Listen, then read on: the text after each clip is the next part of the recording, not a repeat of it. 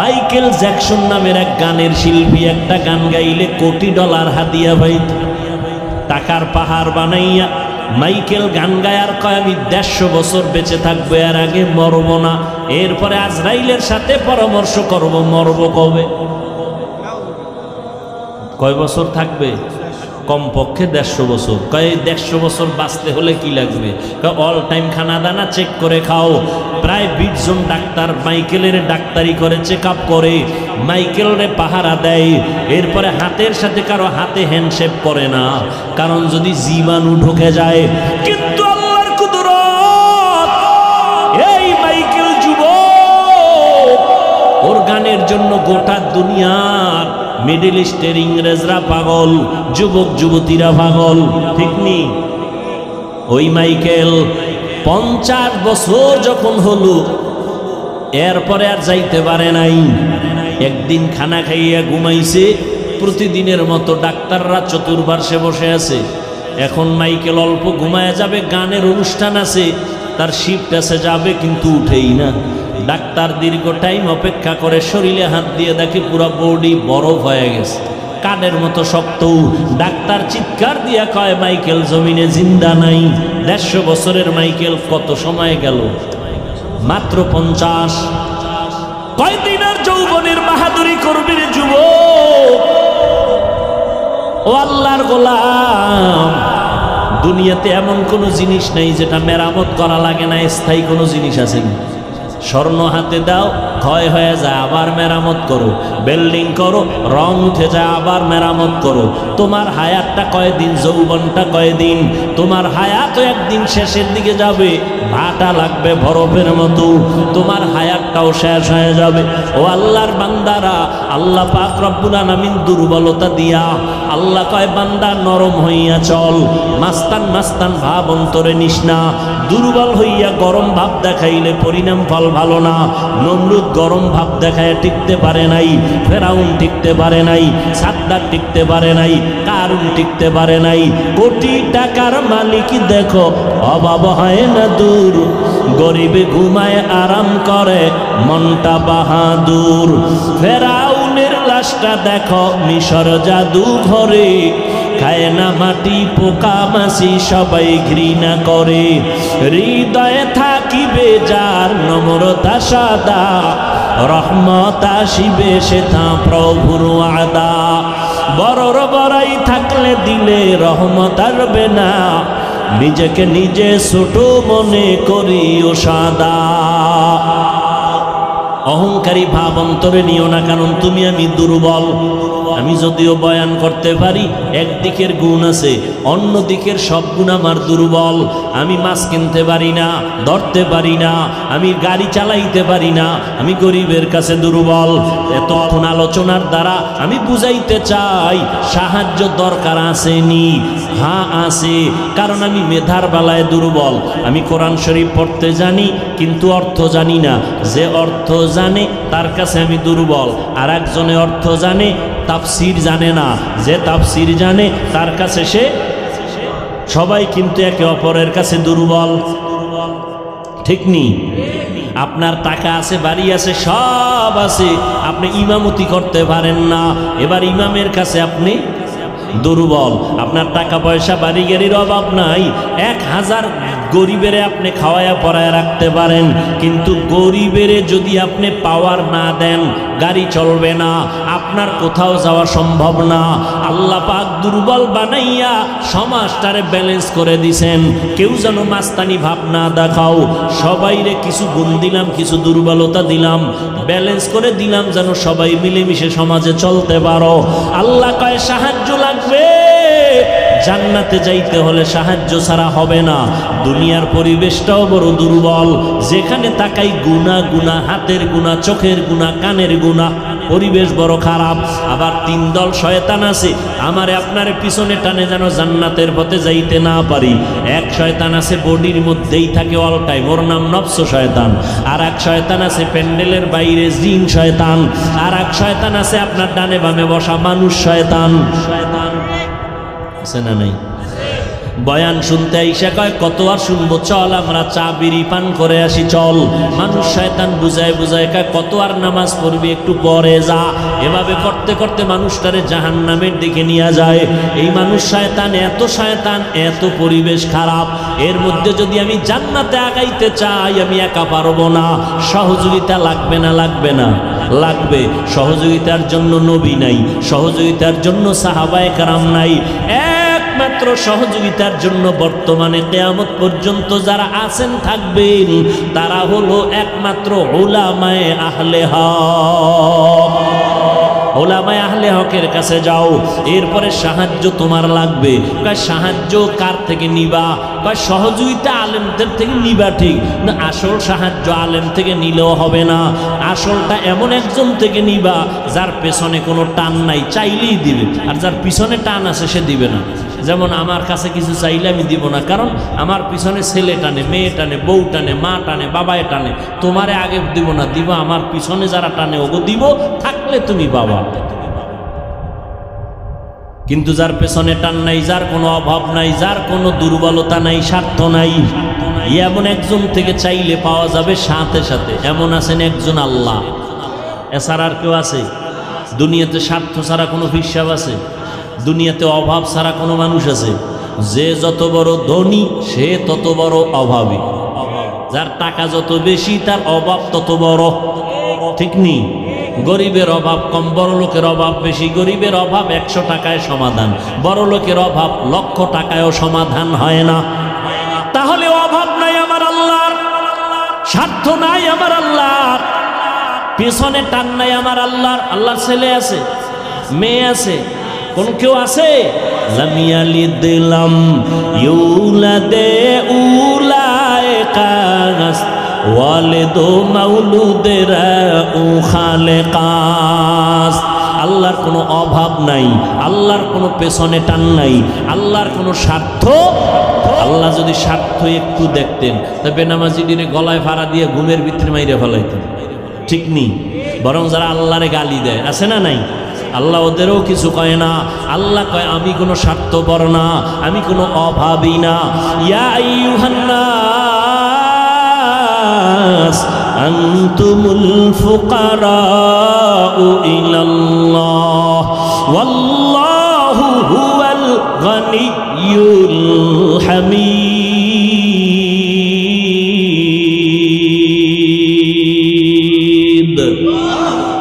গর্তাওয়াকুল মিকুনি হার সুবহ শাম মিরাসানাত রস্তে তু আজলা মাকাম জুজবা হক চিজে মখাজ ইনসুজা ফজলে উ আমস্তে দর জুমলা জাহা। আল্লাহ পাক বলেন মানুষ তোরা ফকির, সবাই ফকির, আমি আল্লাহ কি? আল্লাহ প্রশংসিত ধনী। আল্লাহর কোনো ধনীর মধ্যে কোনো প্রশংসার বাইরে কিছু নাই। দুনিয়াতে ধনী প্রশংসিত নয়, দুনিয়ার ধনীরা দিয়া আবার খোটা দেয়, দোষ আছে পেছনে। আল্লাহ বলেন আমি প্রশংসিত ধনী, আমার কোনো অভাব নাই। এবার বুঝেন সাহায্য লাগবে নি, বলেন কার থেকে চাইবেন? এবার আমাকে বলেন তো আমার নবীর জীবনে কিছু লাগছে নি? কন কন আল্লাহর নবী কোন নবীর মাজারে গিয়া চাইছেন? ইব্রাহিম নবীর মাজারে, মুসা নবীর মাজারে, ঈসা নবীর মাজারে। সত্য কথা বলেন, নবীজি কার কাছে চাইছেন? বলেন বলেন। নবী যদি আল্লাহর কাছে চাইতে পারে, আপনার চাইতে লজ্জা লাগে কেন? দাড়ি নাই নাকি আল্লাহকে পছন্দ হয় না?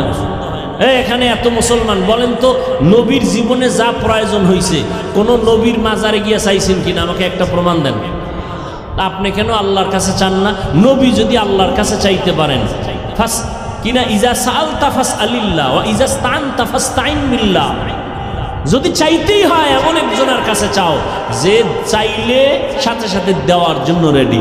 ওয়া ইজা সাআলাকা ইবাদি আন্নি ফাইন্নী করিব উজিবু দাওয়াতাদ দাঈ ইজা দাআন ফালইস্তাজিবু লি ওয়াল ইউমিনু বি লাআল্লাহুম ইয়ারশুদুন।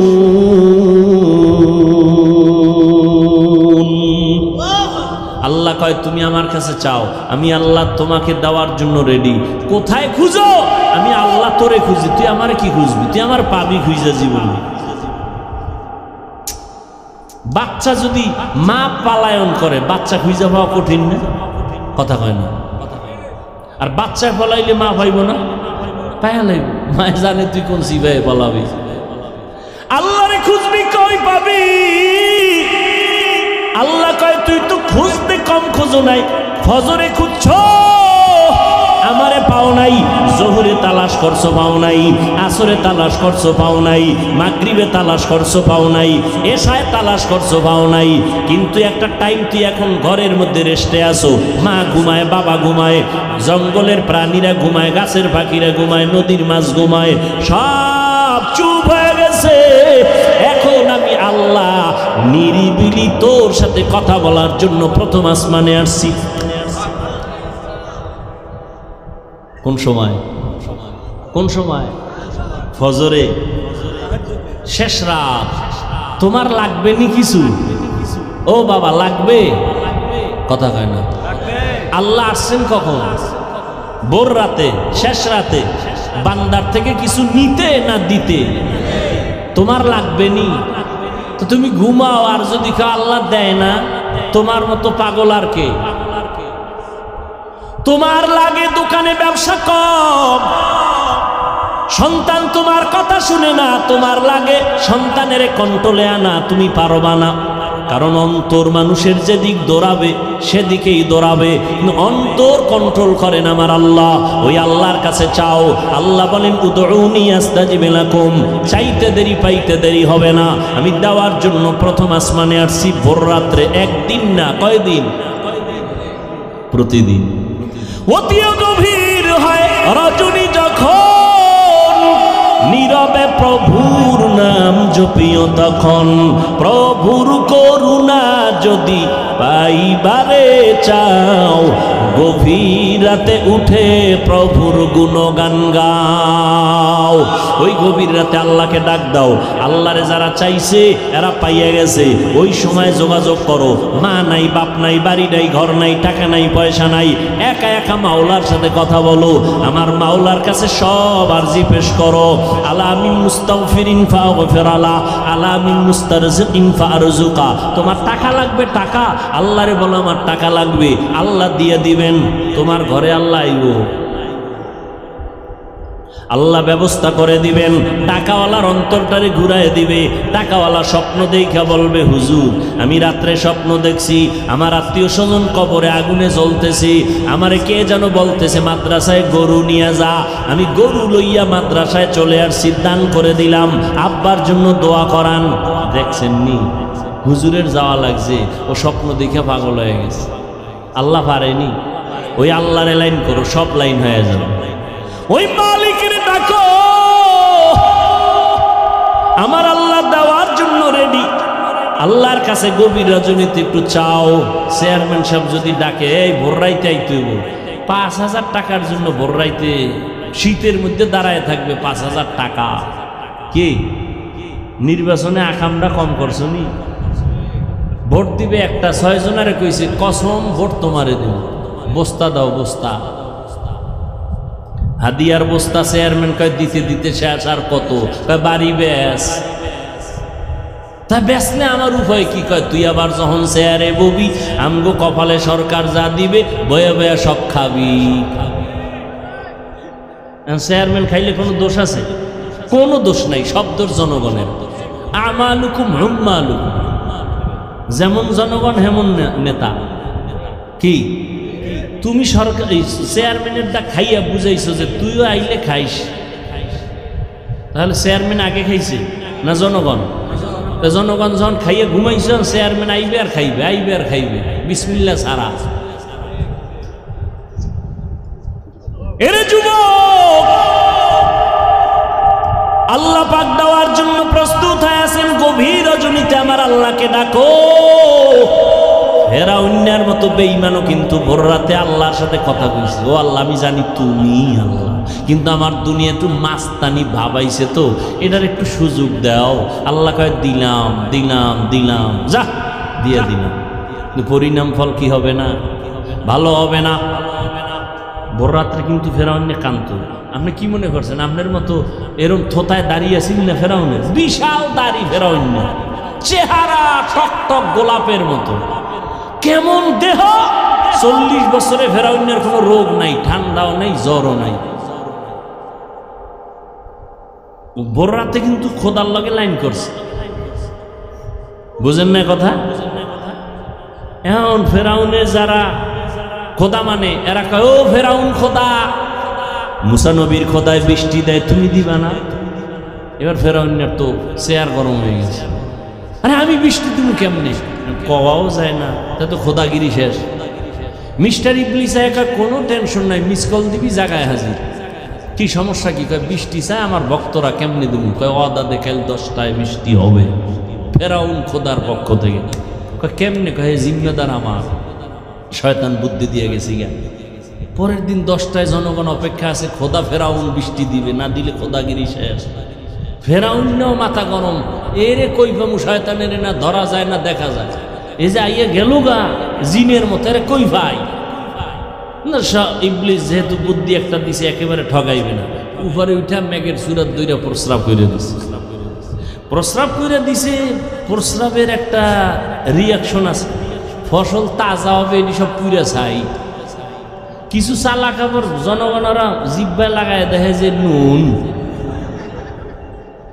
কয় খোদা মুসার খোদা যে বৃষ্টি দেয় মিষ্টি, তোমারটা নুন কেন? ফেরাউনকে একটু অপেক্ষা কর, জবাব লয়ে লই। ইবলিসের একটা নুন কেন? কয় বল যে নতুন নতুন ক্ষমতায় বইছি তো, আস্তে আস্তে মিষ্টি হয়ে যায়। ফেরাউনও গভীর রাতে আল্লাহর সাথে লাইন কইরা এরপরে ক্ষমতায় বইছে। কত আর এই মাস্তানি, কত আর। ইয়া আইয়ুহাল্লাযীনা আমানুস্তাঈনু বিস-সাবরি ওয়াস-সালাহ। হে যুবক, কত আর, কত আর। মনে করছো তুই ছাড়াই ফ্যাক্টরি চলবে না, দোকান চলবে না, এলাকা চলবে না? মরিয়া দেখ, তোর নামটা কেউ আর নিবে না। তোর জিম্মাদার আর একজন হয়ে যাবে, জামাটা আর একজনের মালিক, আমার হাতের ঘড়িটা কইলা আর একজনের হাতে নিয়ে নিবে, আমার মোবাইলটা আর একজনের মালিক হয়ে যাবে। আমার নাম রাখার মতো কোনো চিহ্নই রাখবে না, কেউ আমাকে নাম ধরে ডাকবে না। এখন বলে চেয়ারম্যান আইছে, হাফিজ সাহেব আইতেছে, এমপি সাহেব আইতেছে। মরার পরে কেউ নাম নেয় না, কয় লাশ নিয়ে আসো, লাশ নিয়ে আসো, লাশ নিয়ে আসো। নাম শেষ, মরার আগেই নাম শেষ। কয়দিন আর যুবক বাহাদুরি করবি রে যুবক? স্কুলে পড়ো, কলেজে পড়ো, চাকরি করো, ব্যবসা করো, বাধা নেই। মদিনার নবীর মোহাব্বত চাইরো না, নামাজ পড়ো, দাড়িটা লম্বা করো, মা বাবার দোয়া নিয়ে চলো। ডাক্তার হইলো বাধা নাই, ইঞ্জিনিয়ার হলো বাধা নাই, প্রফেসর হলো বাধা নাই। নামাজ পড়ো, মানুষের সাথে ভালো ব্যবহার করো, শিক্ষকের সাথে বেয়াদবি করে বরদোয়া নিও না, আলেমের সাথে খারাপ আচরণ করে বরদোয়া নিও না। মা বাবার বরদোয়া যদি নেও, ডাক্তার হইয়াও কপাল পুড়ে যাবে, ইঞ্জিনিয়ার হইলেও কপাল পুড়ে যাবে, কোটি টাকার মালিক হইলেও তোমার দুনিয়ায় লানত আর লাঞ্ছনার বোঝা বহন করতে হবে। ও যুবক বাবারা, তোমার মতো কত যুবক জীবনে মাদ্রাসায় পড়ে নাই, স্কুল কলেজ জেনারেল লাইনে তাইকে নামাজ পড়ে আসে না নাই? তুমি কেন পারবা না? তওবা করে নাও। তোমার মতো যুবক যদি স্কুল কলেজে পড়ে, চাকরি করে, ব্যবসা করে, নামাজ পড়ে, তুমি কেন পারবা না? নবীজির সুন্নাত আর সারিয়া চলিও না, তওবা করে নাও। আর কোনো দিন দুনিয়াতে থাকার গ্যারান্টি নাই। এমন একটা দিন নাই যুবকের লাশের খবর পাই না, গাড়ির নিচে, পানির নিচে, ঘুমের বিছানায় যুবকের লাশ। অতএব এখন থেকেই তৈরি হয়ে যাও, মরিয়া গেল যাব, হায়াতের মালিক আল্লাহ, ইজ্জতের মালিক আল্লাহ, রিজিকের মালিক আল্লাহ। ওই আল্লাহর সাথে বেঈমানি তো কম করি নাই। কত নামাজ ছাড়লাম, দাড়ি কাটলাম, বেপরদায় চললাম, মানুষের হক নষ্ট করলাম। আজকে থেকে তওবা করো যুবক, মুরব্বী, মা বাবারা, অন্তর থেকে তওবা করেন আর বেপরদায় চলবেন না, নামাজ ছাড়বেন না, মা বাবার সাথে বেয়াদবি করবেন না, ওলামায়ে কেরামের পরামর্শ নিয়া নবীজির তরিকা মেনে চলবেন, দাড়ির মধ্যে অস্ত্র লাগাইবেন না। তবে এটাও সত্য, আবু জাহালের মতো কিছু মানুষ হেদায়েত নসিব হবে না, আর ওমরের মতো কিছু গুনাহগার কবরের কথা আযাবের কথা স্মরণ করে হেদায়াত নিয়ে চলে যাবে। জানি না কার কপাল হেদায়াতের জন্য খুলবে। আল্লাহর কাছে অন্তর দিয়া বলতে থাকো রে বাবা, আর নামাজ ছাড়বা না, দাড়ি কাটবা না, বেপরদায় চলবা না, মা বাবার দোয়া নিয়ে, আলেমদের পরামর্শ নিয়ে, নবীর তরিকা মেনে চলবা। তওবা করার মতো যদি খাঁটি অন্তর